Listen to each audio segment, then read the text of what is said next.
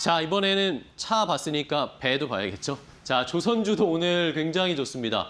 자, 소장님, 이 조선주는 지난주까지만 해도 이 네. 중국 쪽에 약간의 트러블이 생기면서 그렇죠. 조선주 이거 좀 위험한 거 아니야?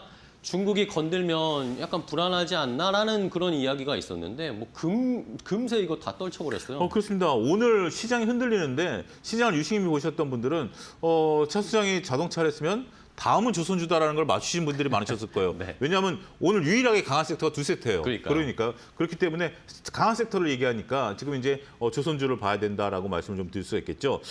지금 현재 조방원이 순환매가 돌고 있는데 오늘 같은 경우 이제 방산도 조금 움직이고 있죠. 네. 근데 조선주가 지금 강합니다. 그러니까 이렇게 시장의 변동성이 있을 때 강한 것은 진짜 강한 거죠. 물론 시장이 조정을 받는다라면 이 강한 것도 따라 내려갈 수밖에 없긴 하겠습니다만 시장이 뭐 그렇다고 지금 조정이냐 아니냐 기로에 서 있는 상태에서 두 섹터 앞서 언급드렸던 자동차하고 조선은 전혀 흔들림이 없다라는 것이 그러게요. 만약에 시장이 뭐 오늘 장중 조정으로 끝났다라고 본다라면 가장 먼저 튈 수 있는 섹터 중에 하나가 될 수 있다라고 말씀드릴 수 있겠습니다. 오늘 조선주가 또 시장에 관심을 받게 되는 건 두 가지 이유다라고 말씀을 드릴 수가 있겠는데 일단 매출과 영업이익이 증가했다라는 뉴스가 여러 가지가 좀 나왔습니다. 그러면서 매출과 영업이익이 증가해? 그러면 그동안 우리가 순환매 속에서 조정을 받았었기 때문에 조선주를 다시 봐야 되는 거 아니야? 라는 부분들에 대한 인식들이 오늘 시장을 지배했다라는 거죠.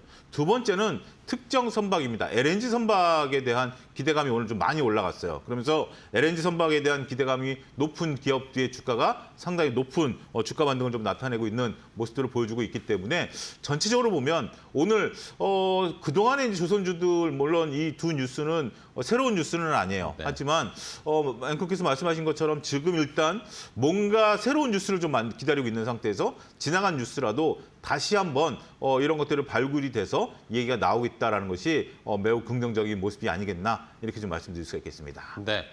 자, 조선에 이제 실적이 더해졌습니다. 실적 시즌이니까 조선주들 실적이 하나씩 공개가 될 텐데 굉장히 실적이 좋을 거다라는 기대감이 지금 쌓이고 있는 모습이고 또 트럼프 대통령이 한국에 오면 경주에서 뭐 거제나 울산 가는 게 큰일이 아니다. 미국에서도 이런 말이 좀 나오고 있다고 그렇죠. 하더라고요. 예, 뭐 우리나라에서도 근거리 미국 기준으로 보면 바로 옆 동네죠. 그러니까요. 네. 예. 그런 상황이기 때문에 그럼 바로 또 저희가 종목을 체크해 볼게요. 어떤 종목 좀 봐야 될지. 오늘 제가 앞서 두 가지 이유라고 그랬죠. 하나는 매출이고 하나는 LNG인데 네. LNG의 강자는 누구죠? 미포조선. 그러니까 첫 번째로 현대 미포조선을 좀 말씀을 좀 드려야 될 것 같습니다. 오늘 9%대 상승 흐름들을 좀 좋습니다. 나타내고 있는데요. LNG 선박 매출 비중이 높다 보니까 오늘 LNG와 관련된 현대 미포조선이 강한 흐름을 나타내는 중요한 포인트가 되고 있다라고 말씀드릴 수 있겠죠. 컨테이너와 그 LNG의 강자였다라고 좀 말씀을 좀 드릴 수 있겠죠. 두 번째는 제가 이제 그동안 몇 차례 언급드렸던 하나 엔진입니다. 네. 하나 엔진 같은 경우도 우리가 좀 엔진에 관한 트리거들을 계속해서 좀 봐야 되는 그런 부분들이 아닌가 싶어요. 엔진 부분에 대한 매출이 지속적으로 늘어나고 있다라는 측면에 있어서는 우리가 미포조선 같은 것만 볼 거 아니라 그러면 야 엔진도 같이 봐야 되는 거 아니야라고 이제 생각을 하셔야 됩니다. 그런 관점에서 하나 엔진에 대한 관심이 오늘은 필요한 시점이 아니겠나 이렇게 좀 말씀드릴 수가 있겠습니다. 네. 자, 현대미포조선은 또 현대중공업과 합병 이슈도 있는 상황이니까 추이를 잘 지켜봐야 되겠고 요즘 뭐 대형 조선주도 잘 가지만 그 밑단에 있는 엔진이나 중소형 조선사들의 주가가 훨씬 더 잘 가긴 하더라고요. 탄력이 워낙 좋으니까 이 두 번째 한화 엔진도 잘 살펴보시기 바랍니다. 자, 마지막으로 조선주 중에 탑픽 좀 골라주십시오, 소장님. 탑픽은 하나오션입니다. 하나오션? 예, 제가 이제 방송 시작할 때 3%대였는데 지금 4%대까지 올라가고 있습니다. 장이 밀리는데도 이렇게 올라가고 있는 하나오션을 좀 봐야 될 것 같아요.